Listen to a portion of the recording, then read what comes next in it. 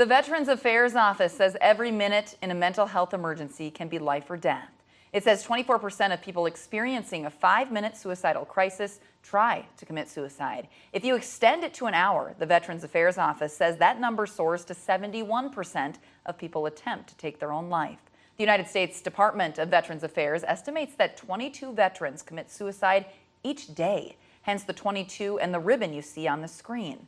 That's why the office is putting on suicide prevention training throughout southeastern Minnesota. KIMT News 3's Brandon Cote is joining us in studio after attending a training at the VFW in Cannon Falls. Brandon. Yeah, Cammie, the Veterans Affairs Office came to Cannon Falls to educate the community about how to act when a veteran is thinking about taking their own life. Now, the Veterans Organization says about 22 of them commit suicide every day. The clinical social worker from the state says any action extending time in between suicidal thoughts and the action is the best way to prevent this tragedy. Actions like safety education around lethal methods is an effective way, as the VA says firearms is responsible for 70% of veteran suicides, and seeking out veteran-centered counseling. I spoke with a 22-year veteran after tonight's session.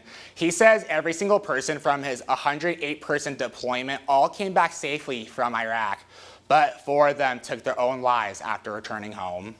It makes you feel bad because you were friends with this person, and had they reached out to you or told you something, or if I had seen them and they exhibited signs of suicidal thoughts, then I could have perhaps stopped it.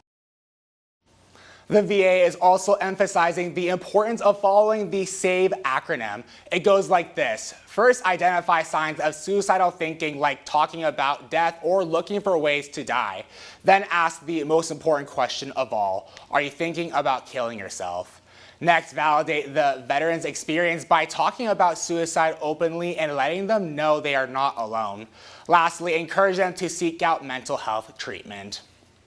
Very important. Brandon, thank you so much. According to the VA, 90% of people who survive a suicide attempt do not go on to die by suicide.